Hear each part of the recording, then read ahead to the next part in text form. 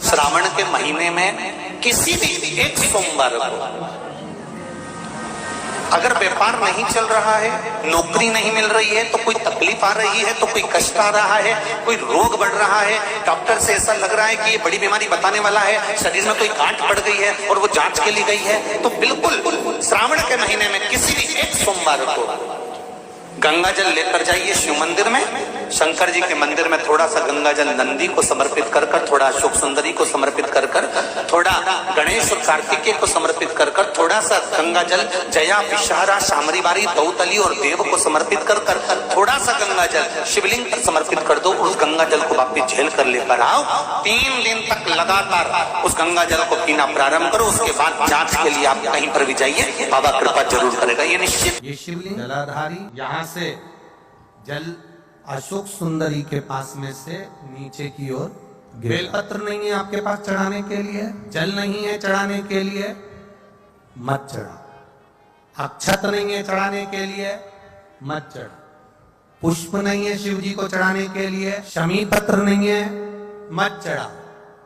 पर किसी शिवालय में, किसी शंकर के मंदिर में अगर तुम गए हो, तुम्हारे पास में कुछ भी नहीं है, जो भी भगवान का दर्शन तुमने किया है, तो यहां से जो पानी नीचे गिरता है, उस गिरने वाले स्थान पर मात्र अपने हाथ का 3 बार स्पर्श कर कर बाबा से दिल की बात कहकर आ जाओ, तो उनकी मुराद बाबा पूर्ण कर देता है। वो सहज प्रसंग। पहला दिन एक बेलपत्र शिव को अपनी मनोकामना कर कर, रोग धोग बीमारी तकलीफ कष्ट दूर करने के लिए शंकर के शिवलिंग पर, अगर बन सके तो मंदिर में, आप लोग तो यहाँ हैं तो देवाधिदेव महादेव कंकर शंकर को चढ़ाओ। और अगर बेलपत्र नहीं हो तो बेलपत्र जो चढ़ी हुई हो उसी को धोकर वापिस चढ़ाओ, वापिस। और सावन का महीना है, दिल से बाबा को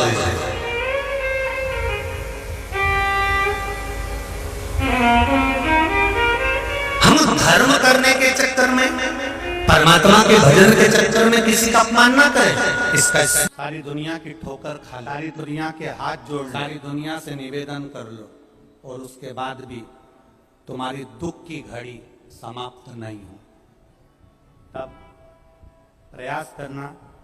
तुम्हारे घर में कोई गमला हो,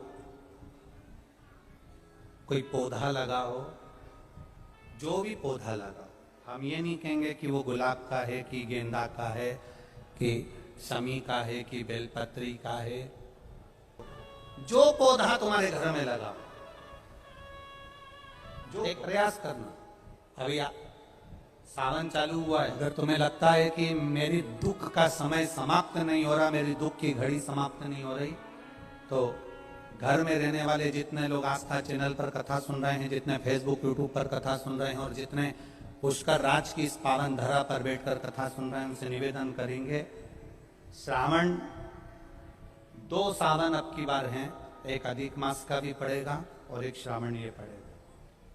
ये जब 2 श्रावण पढ़ते हैं तो इसमें हरि और हर का मिलन होता है, हरि और हर का मिलन, क्योंकि अधिक मास जो है वो भगवान पुरुषोत्तम का है, भगवान विष्णु का, और सावन के मध्य में अगर पड़ रहा है तो देवाधिदेव महादेव के साथ भगवान हरि का मिलन हुआ है, इसलिए इसको हरिहर श्रावण कहते हैं। ये 2 महीने के श्रावण में अगर मान लो एक दिन आपका निकल भी गया, 2 दिन आपके छूट भी गए, कोई दिक्कत की बात नहीं। जो पेड़ तुम्हारे यहाँ लगा हो, जो पौधा तुम्हारे यहाँ लगा हो, जो वृक्ष तुम्हारे यहाँ लगा हो, जो क्यारा तुम्हारे यहाँ, कुंडी तुम्हारे यहाँ, उसी की मिट्टी को, उसी के पेड़ के नीचे, उसी पौधे के नीचे, उस मिट्टी को थोड़ा सा हाथ से उसको उठाकर एक लिंग की आकृति बना ले। उसमें जलाधारी बनाने की जरूरत नहीं, केवल लिंग की आकृति बनाकर उसी की पूजन वहीं कर कर, पानी चढ़ाकर 15 से 20 मिनट बाद अपना काम करने के बाद उसी को उसी मिट्टी में विसर्जन कर दें अपनी कामना कर कर।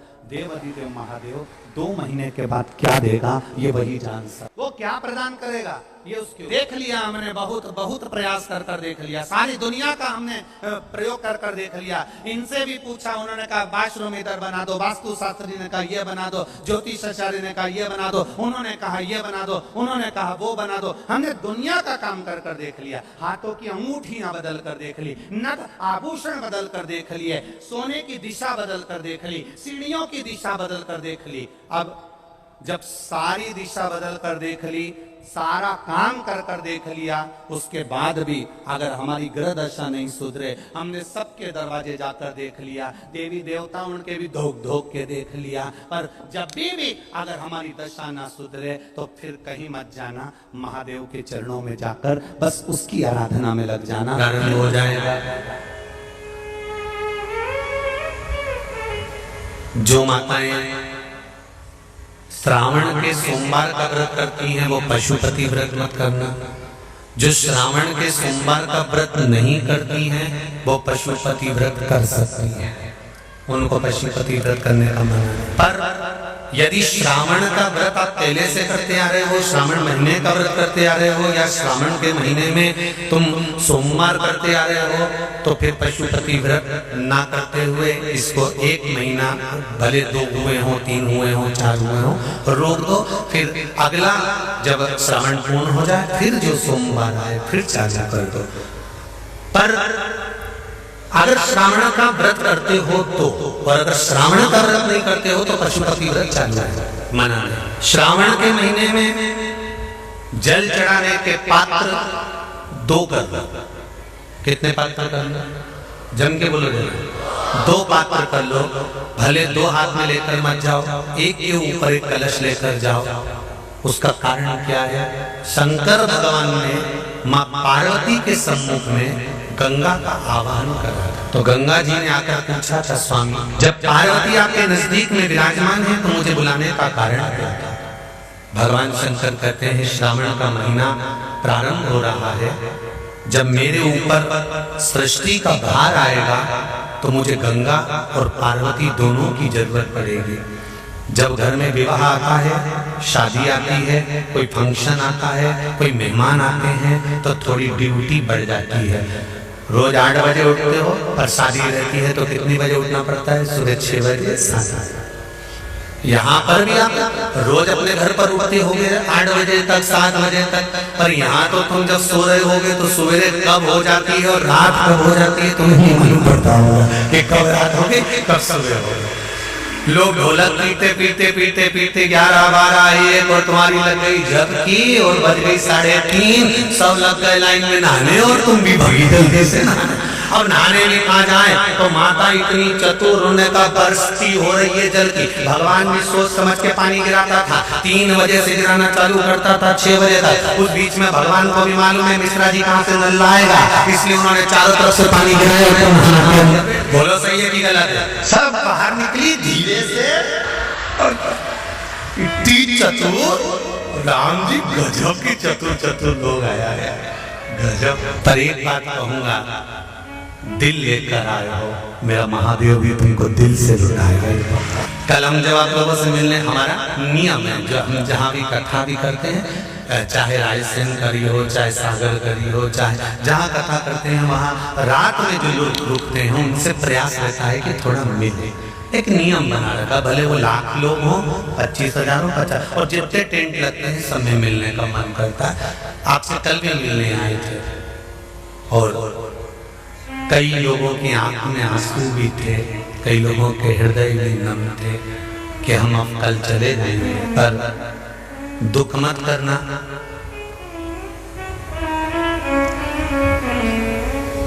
दूसरा कोई स्थान हो वहां से जाओ तो वापिस आने की गारंटी है कि नहीं है, और यहाँ तो सील और ठप्पे लगाकर भेजता है कि वापिस बुला लाएगा।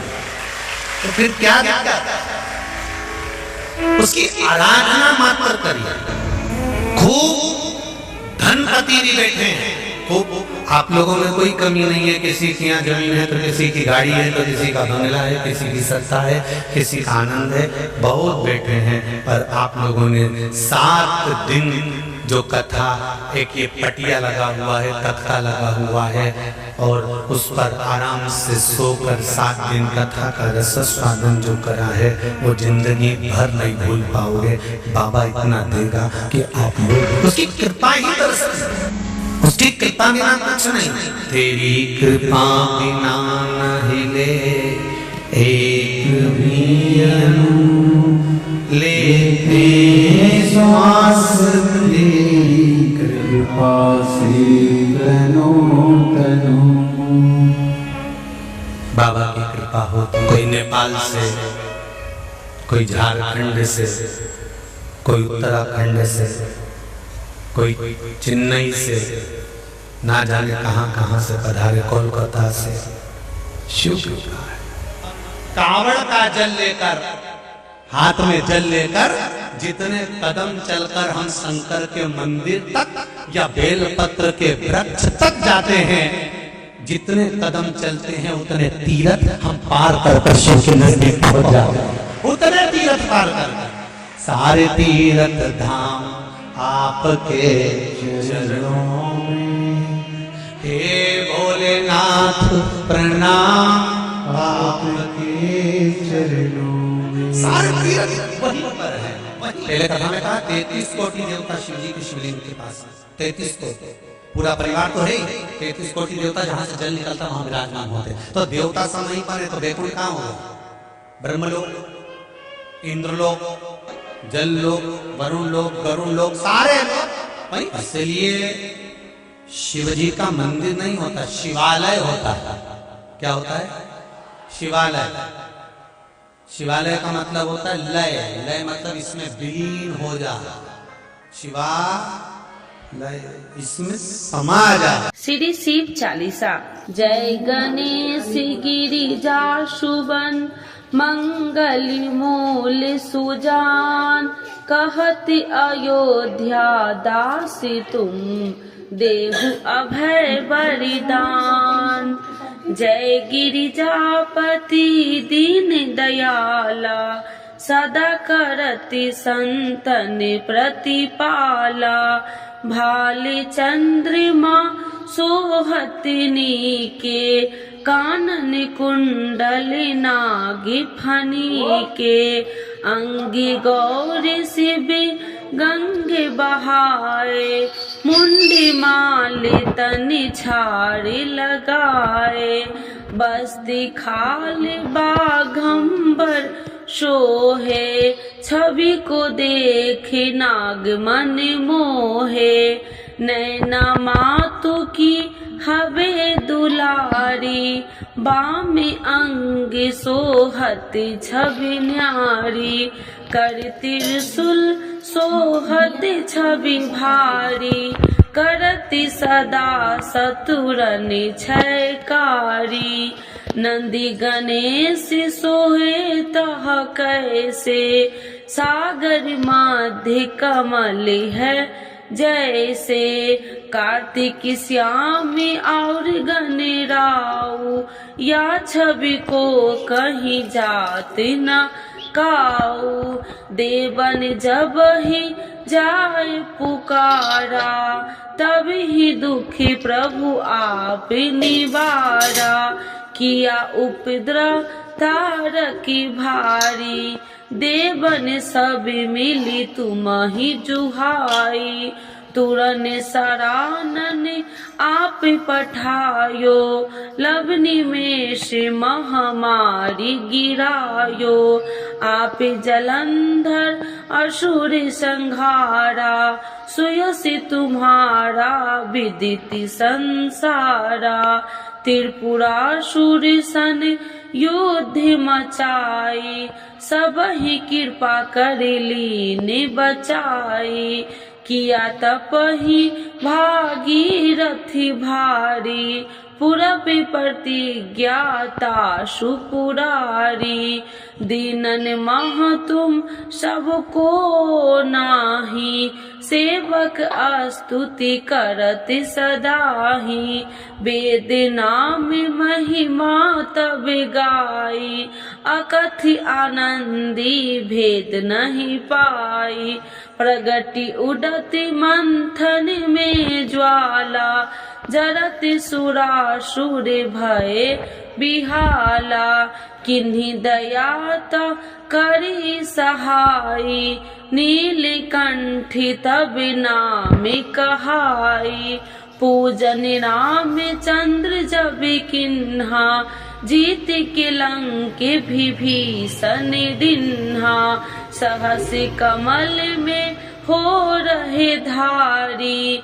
किन्हीं परीक्षा तब ही पुरारी एक कमल प्रभु राखहु जोई कमल नयन पूजन चह सोई कठिन भक्ति देखी प्रभु शंकर भय प्रसन्न दिए इच्छित वर जय जय जय अनंत अविनाशी करत कृपा सबके घटवासी दुष्ट सकल नित्य मोह सतावे भ्रमत रहो मोहि चैन न आवे त्राहि त्राहि मैं नाथ पुकारू यही अवसर मोहि आने उबारो ले त्रिशूल शत्रु को मारो संकट से मोहि आने उबारो माते पिता भ्राता सब होई संकट में पूछत नहीं कोई स्वामी एक है आस तुम्हारी आए हरहु मम संकट भारी धन निर्धन को देते सदाही जो कोई जाचे सो फल पाही स्तुति कहे विधि करे तुम्हारी क्षमहु नाथ अब चूकी हमारी शंकर हो संकट के नाशन मंगल करन विघ्न विनाशन योगी अति मुनि ध्यान लगावे सारद नारद शीस नवावे नमो नमो जय नमः शिवाय सूर्य ब्रह्मादिक पार न पाए जो यह पाठ करे मन लाई तापर होती है शंभु सहाई ऋनिया जो कोई हो अधिकारी पाठ करे सो पावनिहारी पुत्रहीन कर इच्छा जोई निश्चय शिव प्रसाद ते ही होई पंडित तिरोदशी को लावे ध्यान पूर्वक हो में करावे तिरोदशी व्रत करे हमेशा ताकि तन नहीं रहे कलेसा धूप दीप नैवेद्य चढ़ावे शंकर सन मुखी पाठ सुनावे जन्म जन्म के पाप नशावे अंति धाम शिवपुरी में पावे कहत अयोध्या दासी आसी तुम्हारी जानी सकल दुखी हरहु हमारी नित्य नेम कर प्रातः ही पाठ करो चालीसा तुम मेरी मनोकामना पूर्ण करो जगदीश मगसर छठी हेमंत ऋतु 164 जान स्तुति चालीसा शिव ही पूर्ण के कल्याण आज के युग में शिव चालीसा पाठ व्यक्ति के जीवन के लिए बहुत महत्वपूर्ण है।